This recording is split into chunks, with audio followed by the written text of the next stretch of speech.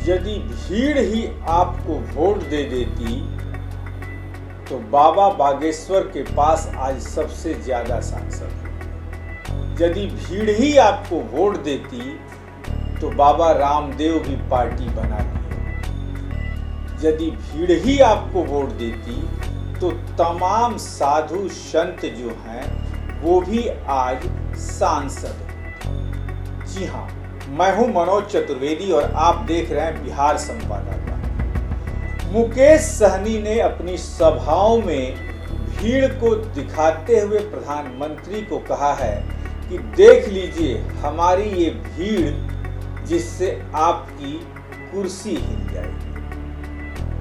कल बिहार के बक्सर में थे मुकेश सहनी और अपनी भीड़ को दिखाते हुए भाजपा और प्रधानमंत्री मोदी के तरफ उन्होंने इशारा करते हुए कहा कि ये भीड़ जो आप देख रहे हैं ये 2024 में आपको समझा देगी कि हमारे निषाद समाज की ताकत क्या होती है। लेकिन मुकेश सहनी को ये पता नहीं है कि अभी तक वो एक विधानसभा चुनाव भी नहीं जीत सके हैं अपनी बदौलत, अपनी बिरादरी के बदौलत और उस भीड़ की बदौलत। जहां उनको आज इस परिस्थिति में खड़ा होना पड़ा है कि अपने लोगों को, अपने बिरादरी के लोगों को मां गंगा के जल की कसम खिलानी पड़ रही है कि कृपया करके कसम खा लीजिए कि आप पैसे पर वोट नहीं देंगे, किसी दूसरे पार्टी को वोट नहीं देंगे, अपने ही समाज के नेता मुकेश सहनी का हाथ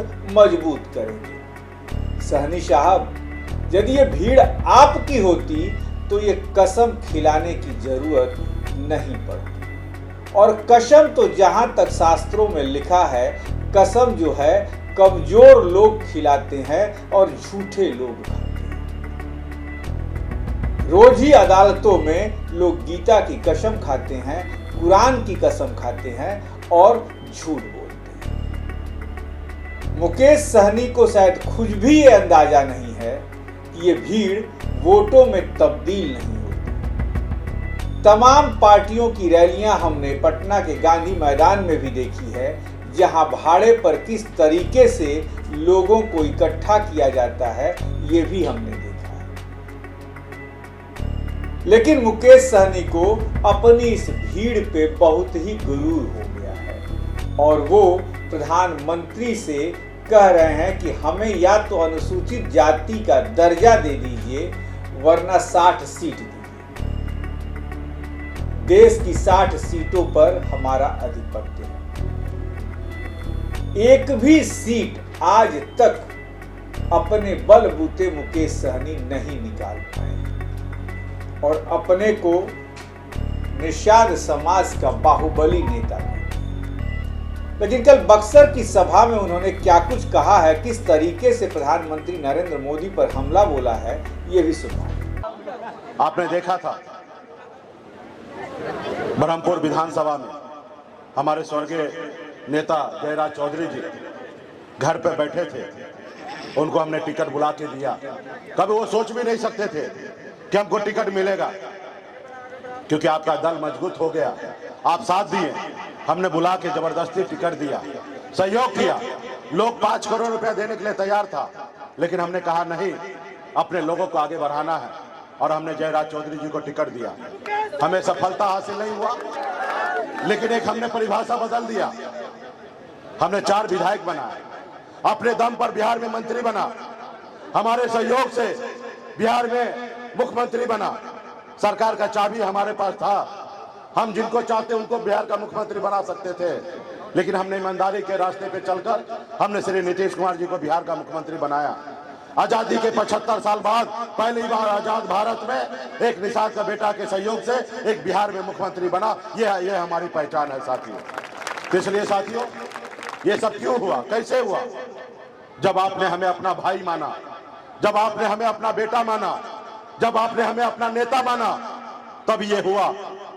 इसी तरीके से आने वाले समय में हमें संघर्ष करना, लड़ाई लड़ना है। अपनी दल बन चुका, अपनी पार्टी बन चुका है। अभी हमें किसी के पीछे नहीं भागना है।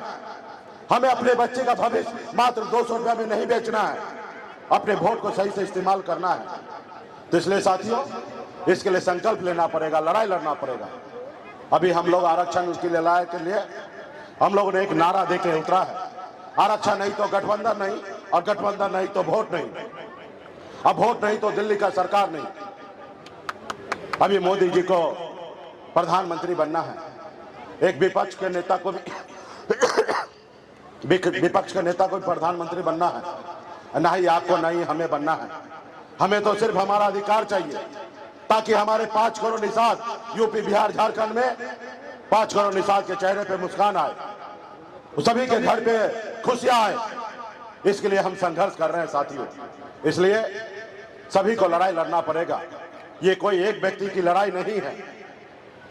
जैसे अन्य समाज के लोग लड़ाई लड़े, संघर्ष करके आज उसका समाज आगे बढ़ा, वैसे आपको लड़ाई लड़ना पड़ेगा। आपके बच्चे के भविष्य के लिए, आपके हक अधिकार के लिए लड़ाई कोई दूसरा कोई नहीं लड़ने के लिए आएगा। आपकी लड़ाई तो आपको खुद लड़ना पड़ेगा साथियों। 75 साल में आपके लिए कोई लड़ने के लिए आया नहीं आया। आज मुकेश सहनी क्यों आया? क्योंकि मैं निषाद कुल में जन्म लिया और निषाद समाज को मैं अपना परिवार मानता हूं, इसलिए आज लड़ाई लड़ने के लिए आया। अगर मैं भी ब्राह्मण, भूमियार, यादव कुल में जन्म लेता तो क्या आपके लिए लड़ाई लड़ता? नहीं लड़ाई लड़ता। मैं लड़ाई आपके लिए इसलिए लड़ रहा हूं क्योंकि आपका भाई मैं हूं, आपका बेटा, आपका अपना। तो साथियों, आपने अपनी पहचान, अपनी ताकत आपने दिया है। जब भी हमने लड़ाई लड़ा, आपने भरपूर सहयोग किया है। आपने हमेशा कहा, सरदार मल्ला आप आगे बढ़ो, हम आपके पीछे हैं, हम साथ हैं। आज इसलिए दिल्ली का सरकार हिल रहा है, आज डर रहा है, घबरा रहा है। मुझसे नहीं घबरा रहा है, वो आपसे घबरा रहा है। आज 40 ही दिन हुआ है, लेकिन दिल्ली का सरकार ऐसे ऐसे हिल रहा है। वो इसलिए हिल रहा है कि जहां पे मैं जा रहा हूं, जिस जिला में जा रहा हूं, उस जिला में हजारों की संख्या में आप लोग रोड पे उतर रहे, पसीना बहा रहे, अपने हक अधिकार के लिए संघर्ष करने के लिए उतरे हैं। और ये रिपोर्ट जब दिल्ली वाले देखते हैं तो डरने लगे हैं, क्योंकि उनको वोट चाहिए। तो ये हमसे नहीं डर रहे, वो आपसे डर रहे हैं। तो आपने सुना, ये थे मुकेश सहनी, वीआईपी पार्टी के मुखिया हैं, करोड़ों के रथ में सवार होकर चल रहे हैं और अपने पार्टी के लोगों को, अपने कार्यकर्ताओं को गंगा जल की कसम दिला रहे हैं कि वोट को बिकने मत दीजिएगा, इधर उधर मत जाइएगा, अपनी ताकत दिखा दीजिए कि निषाद समाज क्या है। लेकिन निषाद समाज भी वक्त आने पर अपनी ताकत दिखा देता है कि मुकेश सहनी से पाला बदलकर दूसरे तरफ चला जाता है। अब देखना ये होगा कि ये गंगा जल की कसम खाने वाले मुकेश सहनी के ये कार्यकर्ता, मुकेश सहनी के पार्टी के ये लोग क्या फिर से पाला बदलते हैं या नहीं, इस पर भी नजर रहेगी।